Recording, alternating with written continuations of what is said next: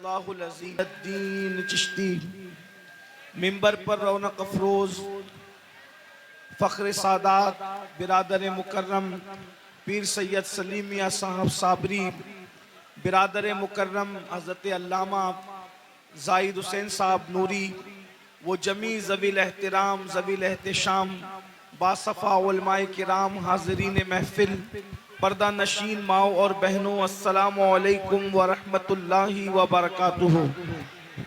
وہ سوئے لالا زار پھرتے ہیں، تیرے دن اے بہار پھرتے ہیں، سبحان اللہ ماشاء جو اللہ۔ تیرے در سے یار پھرتے ہیں، در بدر یوں ہی خار پھرتے ہیں۔ اس گلی کا گدا ہوں میں جس میں مانگتے تاجدار پھرتے ہیں۔ پھول کیا دیکھو میری آنکھوں میں، دشت طیبہ کے خار پھرتے ہیں۔ جان ہے جان کیا نظر آئے، کیوں عدو گرد غار پھرتے ہیں۔ رکھیے جیسے ہیں خانہ زاد ہیں ہم، مول کے عیب دار پھرتے ہیں۔ کوئی کیوں پوچھے تیری بات رضا، تجھ سے کتے ہزار پھرتے ہیں۔ آج کی یہ محفل جامعہ عربیہ مدینہ العلوم مدینۃ العلوم کے ماشاءاللہ۔ دستار کے موقع پر اصلاح عقائد و اعمال کے حوالے سے انعقاد پذیر ہے۔ آج کی یہ جو تاریخ ہے، یعنی آج کے پروگرام کی تاریخ، یہ مدینہ منورہ میں طے ہوئی تھی۔ ماشاءاللہ۔ ہمارے بھائی جناب محمد ریاض صاحب جو آپ ہی کے علاقے کے ہیں، انہوں نے مجھ سے مدینہ منورہ کی عظمت اور بزرگی کو سامنے رکھ کر کہا تھا کہ آپ کو اس پروگرام میں شریک ہونا ہے۔ تو ریاض بھائی نے کہا تھا کہ اگر آپ آؤ گے تو میں بھی مدینہ منورہ سے آؤں گا۔ وہ بھی آئے ہیں اور میں بھی حاضر ہوں، اور ہمارے منبر پر علماء اور مشائخ بھی موجود ہیں۔ آپ لوگ بہت بڑی تعداد میں ہیں، اس کا یہ مطلب نہیں کہ ہم بڑی تعداد میں جہاں جمع ہو تو وہاں شور کریں۔ ایک بات یاد رکھیں، تھوڑا توجہ کریں، ذرا غور کریں کہ ہم یہاں زیادہ سے زیادہ 5-6 ہزار کی تعداد میں ہو سکتے ہیں، لیکن ایک ایسا مجمع بھی ہوگا، ایک ایسا مجمع بھی ہوگا جہاں پر 5,000 10,000 20,000 لاکھ 2 لاکھ کروڑ 2 کروڑ لوگ نہیں ہوں گے، بلکہ حضرت سیدنا آدم علیہ السلام سے لے کر آخری انسان تک جو دنیا کے اندر آنے والا ہے، سارے اولین اور آخرین وہاں موجود ہوں گے۔ اور یہاں علماء کا سامنا ہے، وہاں اللہ کا سامنا ہوگا۔ یہاں مہمان علماء ہے، سادات ہے، وہاں مہمان انبیاء ہوں گے، رسولان اعظام ہوں گے۔ ذرا غور کیجئے اس وقت کی کیفیت کیا ہوگی، اس وقت کے حالات کیا ہوں گے۔ دراصل آج ہمیں اس بات کی کوشش کرنا ہے کہ وہ صحیح عقائد جو آخرت سے متعلق ہیں اپنی قوم تک ہم پہنچائیں، اس لیے کہ لوگ آخرت کو بھول چکے ہیں، لوگ آخرت کو فراموش کر چکے ہیں۔ اور یہ بات یاد رکھیں، قرآن نے آخرت کی جتنی بات کی ہے، پورا قرآن اٹھا کر کے پڑھ لیں، 70% آیتیں قرآن کی آخرت سے متعلق ہے۔ میں نے قرآن مقدس کی جس آیہ کریمہ کی سورہ نبا سے تلاوت کی ہے، اس میں اللہ تبارک و تعالیٰ نے قبر سے اٹھنے کا ذکر کیا ہے۔ انسان قبر سے اٹھے گا، کس طریقے سے اٹھے گا؟ قبر سے اٹھنے والا ایک ہی شکل پر نہیں اٹھے گا۔ قبر کے اندر تو سب کو انسان کی شکل میں داخل کیا جائے گا، لیکن قبر سے اٹھتے وقت ہر انسان جو ہے اصل شکل پہ نہیں اٹھے گا، انسانی شکل میں نہیں اٹھے گا۔ کون کی شکل میں اٹھے گا؟ اب ذرا سنیے احادیث مصطفیٰ اور ذرا غور کیجئے۔ قرآن کہتا ہے یوم ینفخ فی الصور فتأتون افواجا، اور اس دن جب سور پھونکا جائے گا تو لوگ फौजों फौज अपनी कब्रों से निकलेंगे, यानी अल्लाह की बारगाह में हाजिर होंगे। तो जब इंसान अपनी कब्र से बाहर निकलेगा तो कब्र से बाहर निकलने की कैफियत क्या है? सहाबे किराम ने पूछा, या रसूल अल्लाह सल्लल्लाहु ताला अलैहि वसल्लम, ये बताएं कि जब इंसान अपनी कब्र से बाहर निकलेगा तो उसकी कैफियत क्या होगी, उसकी हालत क्या होगी, किस पोजीशन में वो निकलेगा? अल्लाह अकबर। दफन करते वक्त तो इंसान काफूर की खुशबू में बसाया हुआ होगा, दफन करते वक्त तो इंसान को कफन पहनाया हुआ होगा, दफन करते वक्त तो इंसान की कैफियत ये होगी, इत्र और सुरमे के अंदर वो मुअत्तर भी होगा और उसकी आंखों पर सुरमे के असरात भी होंगे। लेकिन अल्लाह अकबर, उठते वक्त इंसान की कैफियत क्या होगी? अब जरा गौर से समाअत करें। अल्लाह अकबर। मेरे आका मुस्तफा करीम रऊफुर रहीम सल्लल्लाहु अलैहि वसल्लम अपने सहाबा से इरशाद फरमाते हैं, ऐ मेरे सहाबा, कुछ लोग क़यामत के दिन जब अपनी कब्र से उठेंगे तो उनकी आंखें नहीं होगी, वो अंधी आंखें लेकर के उठेंगे, आंखों में बीनाई नहीं होगी, वो आंखों में रोशनी नहीं होगी। जरा तसव्वुर तो करें, जो दुनिया में अंधा होगा वो आखिरत में अंधा हो जरूरी नहीं है, जो दुनिया में बीमार होगा वो आखिरत में बीमार हो जरूरी नहीं है। अल्लाह अकबर। इसलिए कि दुनिया की बीमारी की कोई हैसियत नहीं है, अल्लाह अल्लाह। लेकिन मेरे और आपके आका मुस्तफा करीम रऊफुर रहीम सल्लल्लाहु अलैहि वसल्लम इरशाद फरमाते हैं, कुछ लोग अपनी कब्र से अंधे उठेंगे, यानी उनकी आंखें नहीं होगी। अब मुझे बताएं, जब उनकी आंखें नहीं होगी तो वो अल्लाह का दीदार कैसे करेंगे, वो रसूलुल्लाह का दीदार कैसे करेंगे, वो औलिया अल्लाह का दीदार कैसे करेंगे? सहाबे किराम बेचैन हो गए और सहाबे किराम ने अर्ज किया, या रसूल अल्लाह सल्लल्लाहु ताला अलैहि वसल्लम, जो लोग बगैर आंखों के अपनी कब्रों से क़यामत के दिन अंधे उठेंगे, अंधे उठने की वजह क्या होगी? तो मेरे आका इरशाद फरमाते हैं, दुनिया के अंदर नसीहत करने वाले जब उनको नसीहत करते होंगे तो वो नसीहत को नहीं मानते होंगे। दुनिया के अंदर जब उनको अल्लाह से डराया जाता होगा तो वो अल्लाह से डरते नहीं होंगे। मिसाल के तौर पर आज भी आप देखें, बहुत सारे मुसलमान हैं जो अल्लाह रब्बुल इज्जत के बंदे जब उनको नसीहत करते हैं तो वो नसीहत मानते नहीं हैं। मिसाल के तौर पर अल्लाह अकबर, जैसे कि अगर किसी के घर में शादी में डीजे बजाया जा रहा हो, म्यूजिक बजाया जा रहा हो, गाने बजाया जा रहा हो, और अगर कोई आलिम कहे कि भाई डीजे न बजाओ ये हराम है, गाने न बजाओ ये हराम है, तो पलट करके नसीहत नहीं मानते, बल्कि क्या कहते हैं, दौलत हमारी है, मौलवी का क्या बिगड़ता है, माल हमारा है, मौलवी का क्या बिगड़ता है। सुन लो, अल्लाह के नबी ने तुम्हें वक्त से पहले आगाह किया, मरने वालों मौत आनी है, मरने के बाद क़यामत के दिन कब्र से उठना है। अगर तुम नसीहत नहीं मानते और दौलत के नशे में, गुरूर और घमंड के अंदर डूब करके खुदा की नसीहत को पीठ के पीछे डालते हो तो क़यामत के दिन अंधे उठने के लिए तैयार हो जाओ। सुन लो, दौलत के गुरूर और घमंड में खुदा की नसीहतों को फरामोश करने वालों, यहाँ किसी की आंखें अंधी होगी कोई रास्ता पकड़ करके चला देगा, यहाँ किसी की आंखें अंधी होगी कोई सहारा दे करके पार लगा देगा, यहाँ किसी की आंखें अंधी होगी कोई ना कोई मदद के लिए आ जाएगा। मगर क़यामत के दिन अल्लाह की नसीहतें न मानने की बुनियाद पर जब तुम्हें अल्लाह अंधा उठाएगा, न वहां लाठी होगी, न कोई सहारा होगा, न कोई मददगार होगा। अंदाजा फरमाए, क़यामत के दिन दफन होने के बाद अपनी अपनी कब्रों से उठना है।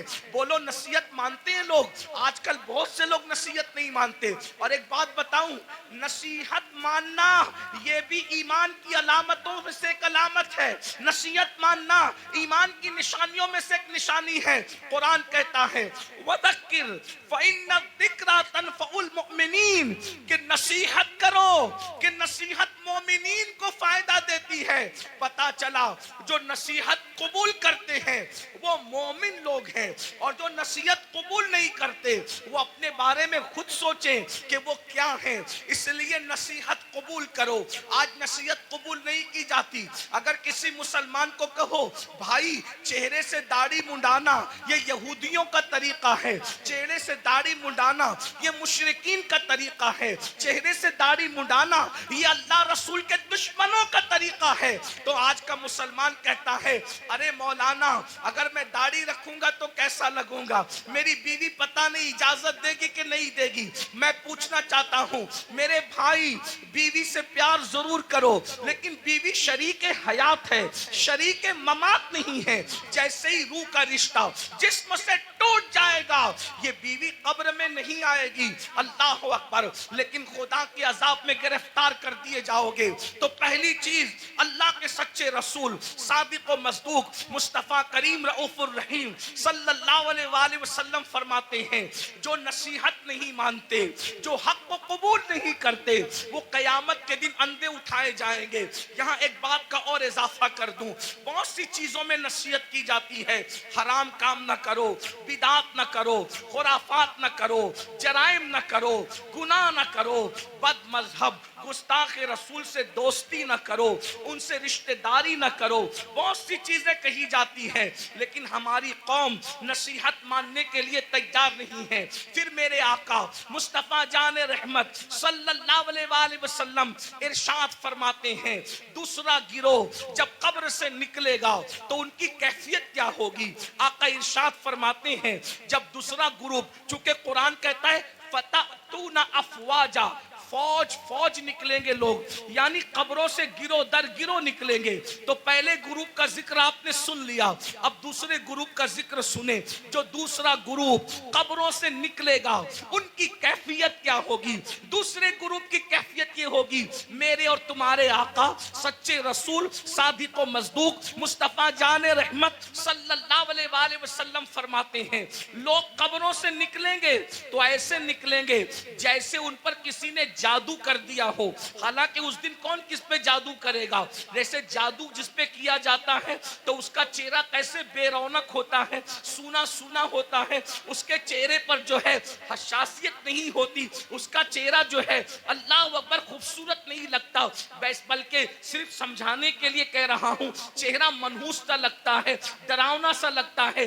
آقا فرماتے ہیں کچھ لوگ اپنی قبروں سے اٹھیں گے, مفہوم کے طور پہ عرض کر رہا ہوں, تو ایسا لگے گا کہ جیسے ان پہ کسی نے جادو کیا, حالانکہ کسی نے جادو نہیں کیا ہوگا. ایسا لگے گا جیسے اس کو کسی آسیب نے چھو لیا لیکن اس کو آسیب نے نہیں چھوا ہوگا. اللہ اکبر. آقا ارشاد فرماتے ہیں ان کے پیٹ مٹکوں کی طرح بڑے بڑے ہوں گے, کچھ کے پیٹ کمروں کی طرح بڑے بڑے ہوں گے. کچھ لوگوں کا حال یہ ہوگا وہ اٹھ کر کھڑے رہنے کی کوشش کریں گے تو گر جائیں گے. اللہ اکبر. ان کے پیر چھوٹے ہوں گے, ان کے ہاتھ چھوٹے ہوں گے اور ان کے پیٹ مٹکوں کی طرح اور کمروں کی طرح بڑے بڑے ہوں گے. وہ چلنا چاہیں گے تو گر جائیں گے. اللہ اکبر. صحابہ کرام نے عرض کیا یا رسول اللہ صلی اللہ علیہ وآلہ وسلم وہ کون لوگ ہوں گے جن کی حالت یہ ہوگی, ایسا لگے گا کہ وہ نشے میں ہے مگر وہ نشے میں نہیں ہوں گے. ایسا لگے گا وہ جادو کیے ہوئے ہیں حالانکہ ان پہ جادو نہیں ہوگا.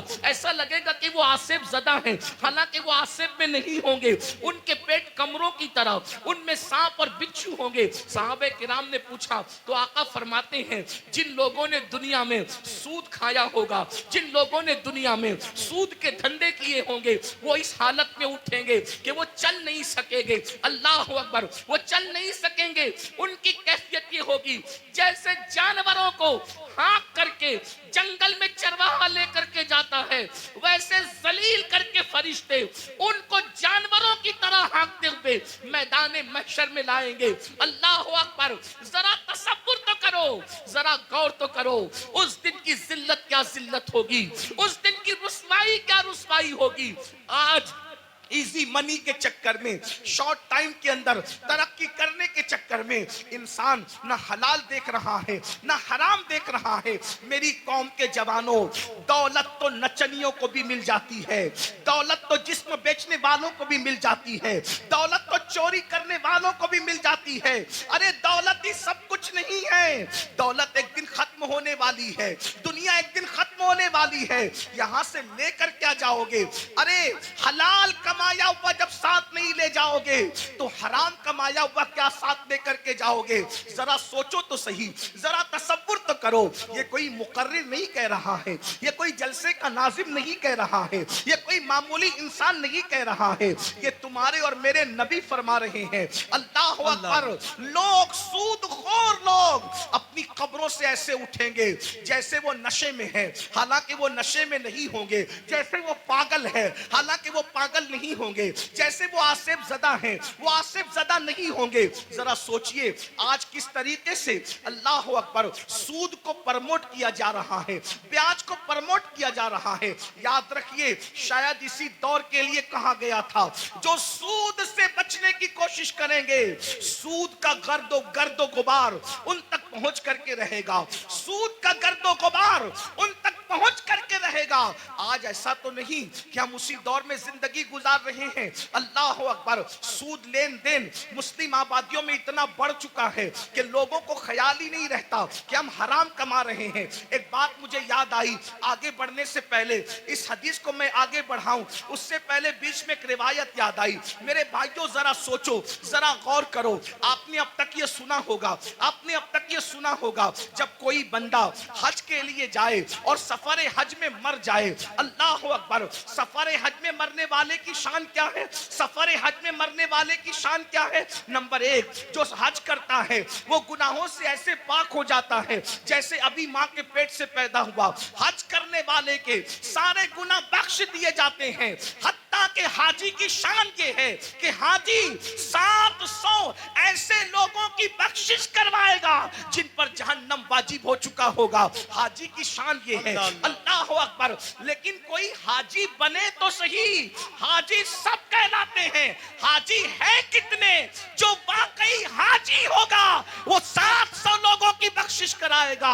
हाजी का टाइटल पाना आसान है, हाजी बन जाना आसान नहीं है। अल्लाह अकबर। सुनो सुनो, गौर से सुनो, अल्लाह के बंदो तवज्जो से सुनो। अल्लाह अकबर। हज करने वाले की मगफिरत हो जाती है, हज करने वाले की बख्शिश हो जाती है। हज करने वाला 700 लोगों की शफाअत करेगा, वो शफी बनेगा, उसकी शफाअत कबूल की जाएगी। अल्लाह अकबर। और अगर कोई खुशनसीब सफर हज में मर जाए, सफर हज में मर जाए, तो जब तक दुनिया कायम रहेगी, जब तक चांद सूरज निकलते रहेंगे, जब तक अरफात के मैदान में हज होता रहेगा, जो सफर हज में मर गया कयामत तक हर साल अल्लाह उसको हज करने का सवाब अता फरमाएगा।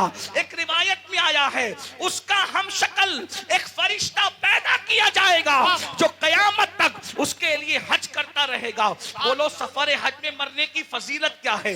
मगर अब सुनिए, दिल के कानों से सुनिए, जरा गौर से सुनिए। अल्लाह अकबर।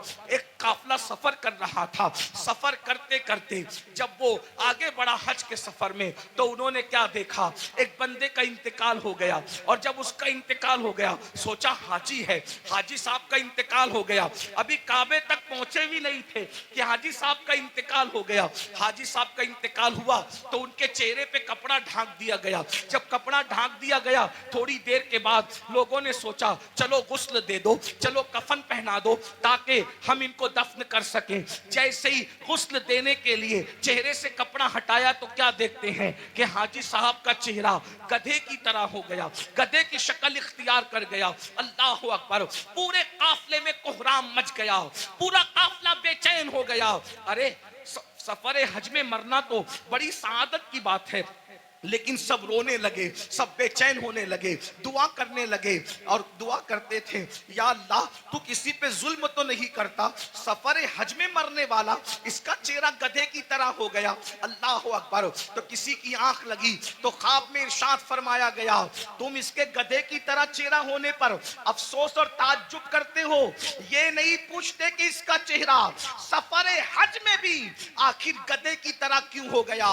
जब पूछा गया तो बताया गया ये सूद के पैसे से हज पे आया था और ये सूद का कारोबार करता था, इसलिए बतौर इबरत اس کی شکل کو گدھے کی طرح کر دی گئی۔ میرے پیارے آقا علیہ الصلوۃ والتسلیم کے پیارے دیوانوں، دنیا دنیا دنیا کی محبت، دنیا کا مال، قرآن کہتا ہے الہاکم التکاثر حتی زرتم المقابر، ہلاک کر دیا تم کو مال کی محبت نے، یہاں تک کہ تم قبروں کے گڑھوں تک پہنچ گئے۔ مال کی محبت سے نکلو، مال کمانا برا نہیں ہے، لیکن مال کی محبت میں مذہب و مسلک کا سودا کرنا برا ہے، آخرت کو فروخت کرنا برا ہے۔ یاد رکھیے یہ دنیا ہے۔ ایک بات میں آپ سے کہتا ہوں، آپ بہت اچھے سے سن رہے ہیں، 99% لوگ اچھے سے سن رہے ہیں، 1% لوگ اگر گڑبڑ کر رہے ہیں، یہ میں ان کے ایمان اور عقیدے پہ چھوڑتا ہوں، کیونکہ کچھ لوگ ایسے ہوتے ہیں جو اپنے وجود کے ہونے کی گواہی میں چلم چاٹ کرتے ہیں، انہیں کرنے دیجئے۔ میری توجہ 1% لوگوں کی طرف نہیں، میری توجہ ان 99% خوش نصیبوں کی طرف ہے جو اپنی آخرت کو بہتر بنانے کے لیے یہاں بیٹھے ہیں، جو اللہ کی رضا کے لیے یہاں بیٹھے ہیں۔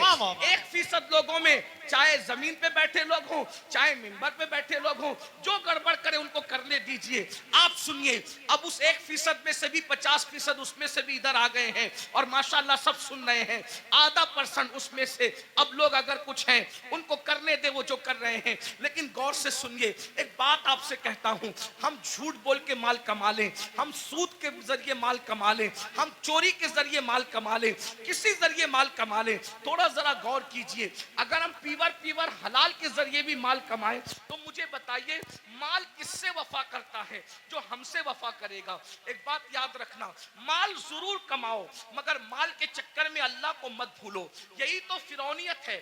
دیکھو مالدار فرعون بھی ہے، مالدار عثمان غنی بھی ہے، مالدار نمرود بھی ہے، مالدار سلیمان علیہ السلام بھی ہے، مالدار جو ہے وہ قارون بھی ہے اور مالدار ذوالقرنین بھی ہے، لیکن فرق کیا ہے؟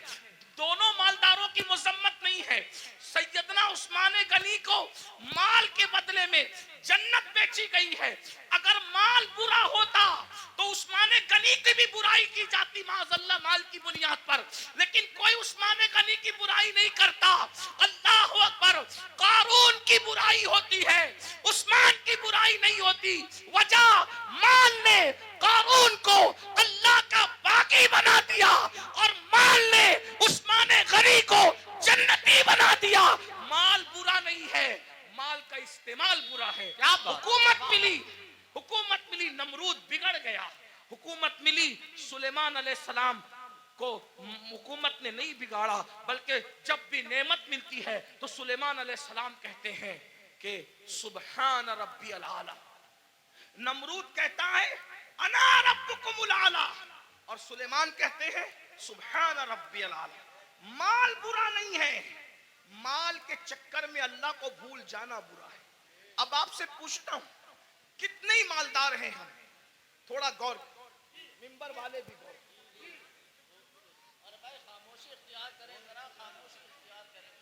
مال سب کو اللہ نے دیا، آپ کو بھی دیا، اور جن کو نہیں ملا میں دعا کرتا ہوں اللہ ان سب کو عطا کرے، آمین آمین۔ لیکن سنو، مال آپ نے کما لیا، بہت مال مل گیا، مال ملنے کے بعد آپ کو اللہ نہ کرے، 1000 بار نہ کرے، ڈاکٹر نے کہہ دیا کہ یہ سیریس ہے۔ کتنے بھی بیمار ہیں آپ، اللہ نہ کرے، اللہ آپ کو کبھی بیمار نہ کرے، سب کو صحت دے، لیکن ایک گراؤنڈ ریئلٹی ہوتی ہے نا کہ بیمار تو آدمی نے پڑنا ہی ہے، بڑے سے بڑا عالم ہو، خطیب ہو، سید صاحب ہو، پیر صاحب ہو، ڈاکٹر صاحب ہو، انجینئر صاحب ہو، وہ بیمار تو پڑنا ہی ہے۔ ڈاکٹر نے کہا یہ سیریس ہیں، ان کا معاملہ جو ہے تھوڑا سا نازک ہے۔ آپ مجھے بتائیں، آپ نے 5 کروڑ 10 کروڑ 20 کروڑ کا بنگلہ بنایا، لیکن جیسے ہی ڈاکٹر نے کہا سیریس ہے، بولو کہ آپ بنگلے میں رہیں گے؟ تھوڑا تصور کیجیے۔ دیکھیں جلسے جو ہے دینی جلسے، وہ بھیڑ اکٹھا کرنے کے لیے نہیں ہوتی، بھیڑ آتی ہم اس لیے خوش ہوتے ہیں کہ جتنے زیادہ لوگ تک پیغام پہنچے گا اتنا زیادہ فائدہ ہے، لیکن بھیڑ اکٹھا کرنے کے لیے سیاسی جلسے ہوتے ہیں، مذہبی نہیں ہوتے، اتنا یاد رکھیں۔ ہم 22,000 پر خوش ہونے والے لوگ نہیں ہیں، ہمیں تو 72 وفادار چاہیے. واہ واہ واہ سبحان اللہ سبحان اللہ واہ واہ واہ زندہ باد. کربلا میں ایک طرف 22,000 گنڈے تھے اور ایک طرف 72 وفادار. سبحان اللہ سبحان 22,000 کا نام نہیں ملتا. توجہ, 22,000 کا نام نہیں ملتا اور 72 کا نام مٹتا نہیں. ان کا نام ملتا نہیں, ان کا نام مٹتا نہیں. وجہ کہ وہ 22,000 ہو کر بھی مخلص نہیں تھے اور یہ 72 ہو کر بھی اللہ کے وفادار اور مخلص بندے تھے. سبحان اللہ سبحان اللہ. اس لیے دھیان سے سنو, غور سے. 5 کروڑ کا بنگلہ 10 کروڑ بناؤ, ہم منع نہیں کرتے. ہمارا تصوف تو قادری تصوف ہے. اچھا کھاؤ, اچھا پہنو, اچھے عمل کرو, ہم منع نہیں کرتے. ہم دقیانوسی فکر کے لوگ نہیں ہیں. ہم لوگ ایسا نہیں کہتے کہ جو جتنا دھارمک ہوگا وہ اتنا شادیوں سے دور ہوگا. نہ, مذہبی بن کر بلکہ مذہبی بننے کا ڈھونگ رچا کر شادی نہ کرنا اور پھر سفید داڑھی ہونے کے بعد ریپ کیس میں جیل میں پڑے رہنا, یہ کون سی مذہبیت ہے؟ یہ کون سی مذہبیت؟ ہمارا مذہب تو یہ, جب مذہب کی جان محمد الرسول اللہ نکاح کرتے ہیں تو نکاح کرنا یہ مذہب کے خلاف نہیں ہے, بلکہ نکاح کرنا یہ تو مذہب کا حصہ ہے. اللہ سبحان اللہ سبحان اللہ. اپنا مذہب اتنا عظیم مذہب ہے, انجوائے کے سارے رستے بتاتا ہے, بس یہ کہتا ہے حرام نہ کرنا. جیسے توجہ کریں, دوسرے لوگوں کا حال, دوسروں سے مراد کوئی ٹارگٹ پہ نہیں ہے, لیکن آپ ڈھونڈے گوگل پہ وہ دوسرے کون ہیں, تھوڑا آپ بھی اپنی ذمہ داری نبھائیں. ایسا نہیں کہ انٹرنیٹ پر صرف فلمیں ہی دیکھیں, انٹرنیٹ پہ ذرا ایسے لوگوں کو بھی تو سرچ کرو جن کو لوگ ڈھونڈ رہے ہیں. کچھ لوگ کہتے ہیں مذہبی ہیں اس لیے سیر نہیں کر سکتے, گھوم پھر نہیں سکتے. میں نے وہ کہا وہ کسی کا فرسودہ مذہب ہوگا جس میں سیر نہیں کر سکتے. میرا مذہب کہتا ہے سیروا فی الارض, زمین کی سیر کرو. بلکہ سیر بھی ہمارے یہاں سنت ہے. کیوں؟ اس لیے کہ جب ہمارا نبی سیر کرتا ہے, توجہ, ہمارا نبی سیر کرتا ہے, اور کیسی سیر, جس کی سیر کو قرآن یوں بیان کرتا ہے, سبحان الذی اسری بعبدہ لیلا من المسجد الحرام الی المسجد الاقصی الذی بارکنا حولہ لنریہ من آیاتنا انہ هو السمیع البصیر. اللہ اکبر. جب نبی نے سیر کی ہے تو امتی سیر کیوں نہ کرے؟ لیکن سیر بتا دی گئی. جی, جب سیر کرنے جاؤ تو پاپ نہ کرو. کیا بات, واہ واہ واہ واہ واہ, بہت اچھا حضرت. سیر کرنے جاؤ تو شراب نہ پیو.